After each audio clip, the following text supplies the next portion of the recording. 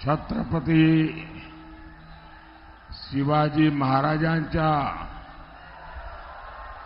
या भूमीला माझा नमस्कार। मैं मां दुर्गा, जरी मरी तिसाई माता और अंबरनाथ महादेव को आदरपूर्वक प्रणाम करता हूं। मैं पूज्य बाला साहब ठाकरे और धर्मवीर श्री आनंद दीघे जी को श्रद्धांजलि अर्पित करता हूं। साथियों, मैं कल्याण की धरती पर राष्ट्र कल्याण के लिए आपका आशीर्वाद मांगने आया हूं।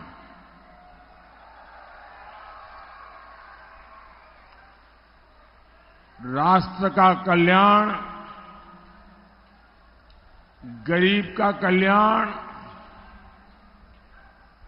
मैं गर्व के साथ कह सकता हूं कि आज के राजनीतिक माहौल में ये मुख्य कसौटी का केंद्र बना है। देश पहली बार 25 करोड़ मेरे गरीब भाई बहनों को गरीबी से बाहर निकलते देख रहा है।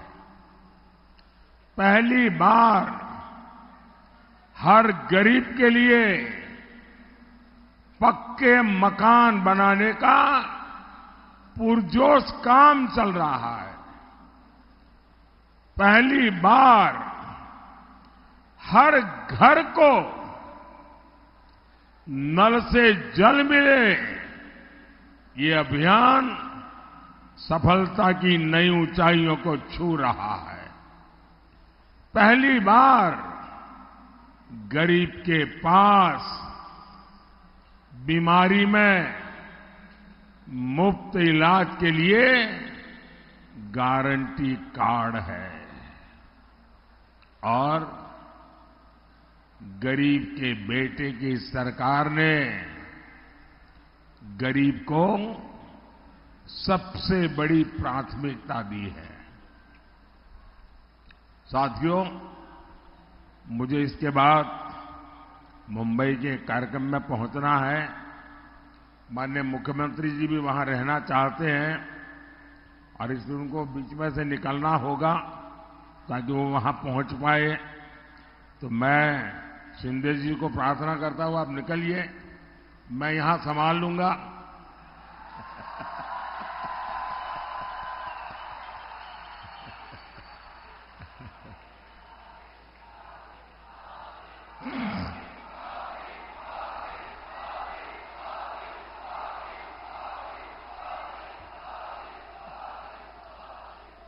साथियों, आज पहली बार भारत में हम एक नया आत्मविश्वास देख रहे हैं। भारत आज छत्रपति शिवाजी महाराज की प्रेरणा से बुलंद हौसले के साथ बड़े लक्ष्य तय कर रहा है। सरकार बनने के बाद पहले 100 दिन में क्या काम करना है, कौन से फैसले लेने हैं,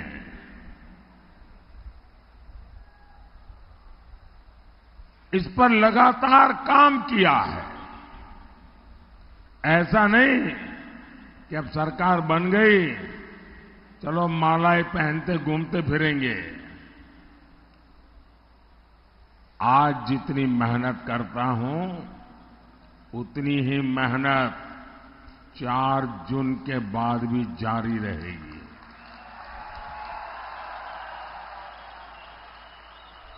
और इसलिए 100 दिन में क्या करना है, इसका ब्लूप्रिंट रेडी करके हम आगे बढ़ रहे हैं।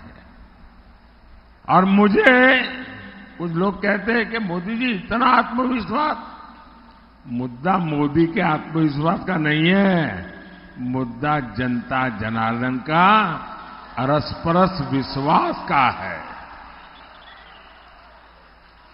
लेकिन मैं जब कल काशी में था और बहुत सारे नौजवानों को इस समय चुनाव अभियान में मेरा मिलना का हुआ, मैं देख रहा हूं कि देश का नौजवान, उसके पास एक नई कल्पकता है, नए आइडियाज है, हर चीज को नए तरीके से करने का उसका तजुर्बा है। और इन दिनों जो मेरी उनसे बातचीत हुई है तो मैं बहुत प्रभावित हुआ हूं। अब मैं कोई लाखों नौजवानों के साथ तो बातचीत करना संभव नहीं हुआ मेरे लिए, लेकिन मैं देश के युवाओं को एक पर्सनल रिक्वेस्ट भी करना चाहता हूं, आग्रह भी करना चाहता हूं। क्योंकि इन दिनों जो मैं नौजवानों को मिला हूं, उन्होंने मुझे बहुत अच्छे सुझाव दिए हैं। तो मेरा मन करता है कि जो मेरा 100 दिन का विजन है, इसको मैं 125 दिन का पीरियड तय करूं।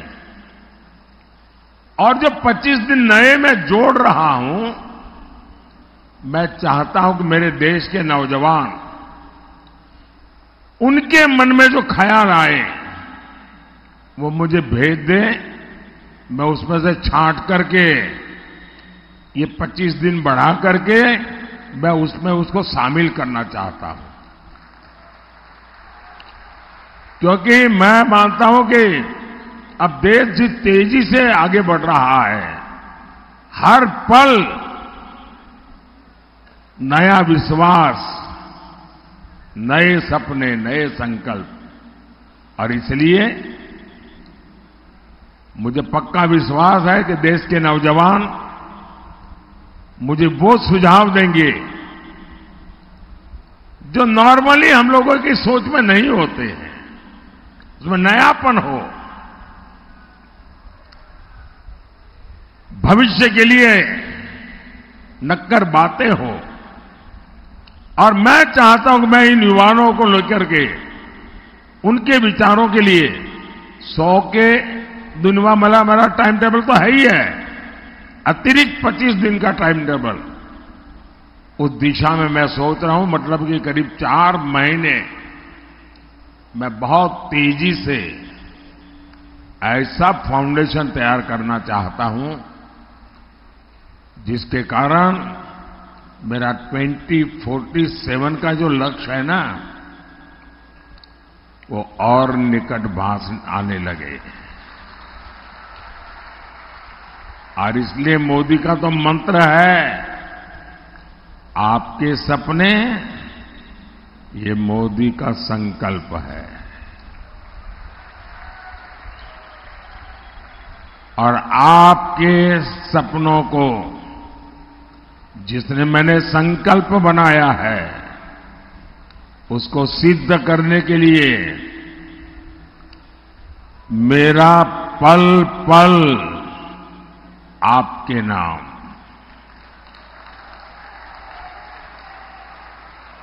मेरा पल पल देश के नाम।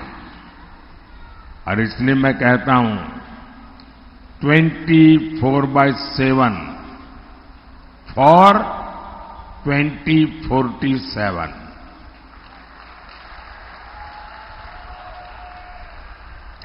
साथियों, आप मुझे बताइए, आज भारत जिस ऊंचाई पर पहुंचा है,